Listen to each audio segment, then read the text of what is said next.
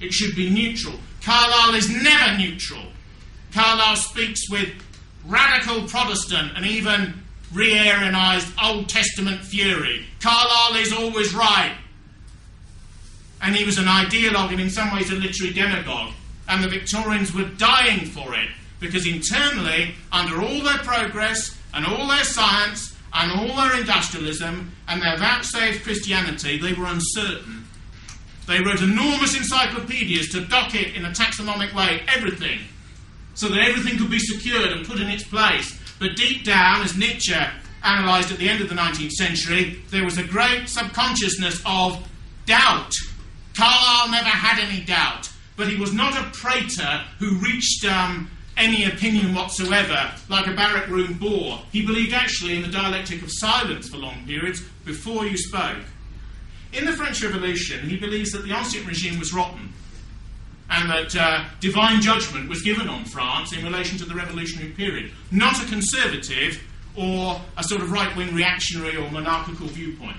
There's a review in France called Rivarol, which dates from before the revolution and which later became submerged in the literature of Jean-Marie Le Pen's movement. And this is a sort of whitist or counter-revolutionary documentation that straddles 200 years. These are people who were to the right of the right before the concept of right was thought of. For those not entirely in the know, in the French Revolution, when you formed an assembly, the centre would be the chairman and those who were stood in the middle or sat in the middle. Those to the right of them were those who wanted to conserve the status quo that revolutionary change had reached. Not the status quo and not the prior monarchical arrangement, but the status quo that the revolutionary spasms had reached. Those who were to the left of the chair, the destructive side, as Carlyle calls them, wanted reform. All our terminology of left and right, even though they relate to certain metaphysical and occultistic ideas that predate modernity, nevertheless originates here. And in the belief that the French Revolution is cardinal to Western history, Carlyle achieved a great work, a work of art which is a work of historical science, a work of scholarship, yet a work of passion. The bringing together of things which are thought really never to go together properly. When, if you read Carlyle now, you sense an explosion of sensibility, particularly when he's dealing with the terror, dealing with the march of the women, of course, to Versailles, when lots of men, revolutionary men, dress as women and go to Versailles to bring back the king. The extraordinary bread riots in the early years of the Revolution and the storming of the Bastille.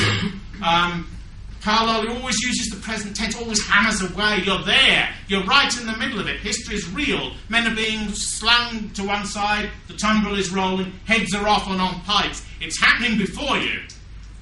If you've ever seen the silent film from the 1920s, which has significantly fascistic undertones, called Napoleon by Abel Gansé, you almost get, in those seething crowd scenes and the split use of the screen, which splits into three by the truculent at the end, you sense the dynamism and movement of Carlyle's prose. The belief that literature isn't a dry academic discourse that's shut off with nerdy people to one side of life, that it's living and cauterised and molten and ferocious, because in a way his view of the divine is a sort of Protestantism that reaches to a pagan conclusion in spite of itself.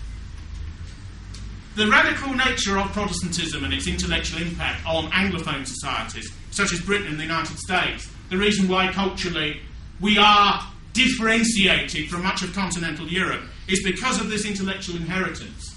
One of the interesting things about Carlyle now is that we often think of elements of the post-Protestant tradition, which has led to the liberalism that's all around us, as a burden. Many people in Britain who have radical right views are often Roman Catholics, or lax ones, or extremely authoritarian ones, or they're pagans, or they have no faith at all. Interestingly, that Protestant middle, particularly that Anglican, soft middle, if you like, is often radically underrepresented. And yet, in a way, although it's Calvinistic in origin, Carlyle's diction and attitude and mentality enables us to look in a positive way at elements of the radical individualism and granite-like metaphysical objectivism and authority of purpose that a profound individual mind can have. Protestantism, in a sense, has two distinct roads to travel from his day to ours. One is the liberal modernity that exists all around us, and if you want to see it, you just go out into Holborn now. The other is a reconnection with the Greeks and the world that existed even before Christianity. You explode into Carlyle and Kierkegaard, you explode out into Nietzsche, you explode out towards the end of the 19th century outside of Christianity itself. But these essentially were constructive men.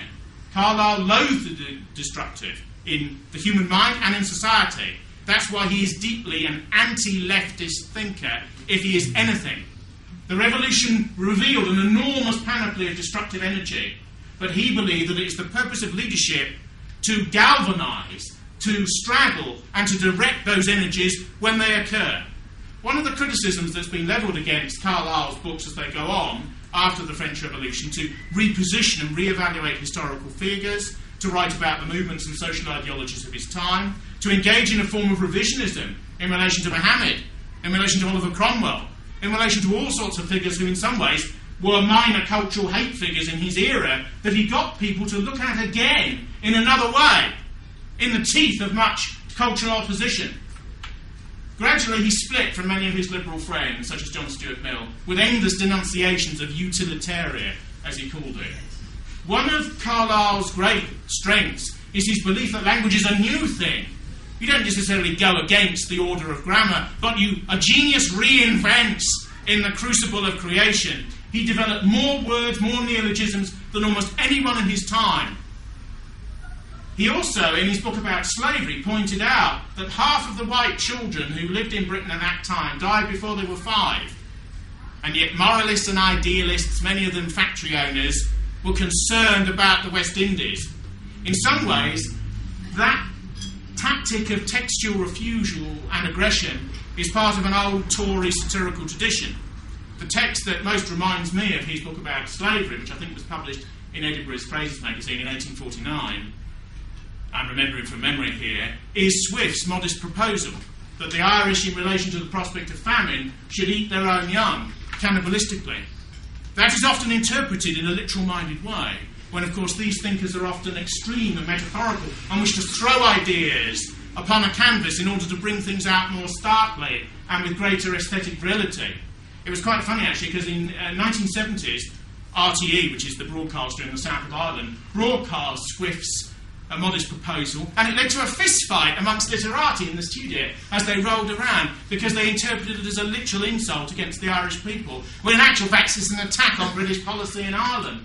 That's the danger that you get into when you use politics as metaphor and as extreme literary statement.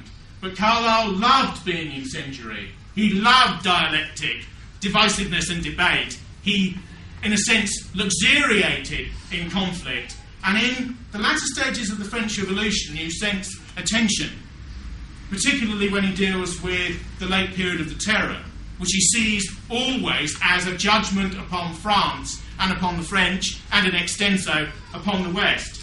Many of his phrases that historians use now were coined then. The notion that Robespierre is sea green in his incorruptibility. When Robespierre was dragged to the guillotine with a smashed mouth, and with his brother in tow, and with the other terrorists with him, the terroristic adolescent Saint-Just, the crippled Couthon who wanted to guillotine everyone else, and when they were all dragged by the Thermodoran reaction to the scaffold, the tumbrils were beating, Robespierre went under the guillotine, the mobs that had cheered the ones that he'd done down, including his own revolutionary colleagues, Camille Desmoulins, slightly to the right of Robespierre's factions, the Hébertists at the Paris Commune or Town Hall, slightly to the left. Carlyle is there as real novelistic presence in history. Contemporary academicism, which in a strange way, because of various postmodern ideas which have been current in the West for the last 30 years, now elevates Carlyle to a new status, have always feared his partiality, the fact that there is no neutrality in his view of creation, because he believes that all creation is divine, that it is all interconnected, and that it all has a meaning and purpose. The problem, as Nietzsche would have pointed out later, is perspectivalism. It may all have a meaning and purpose,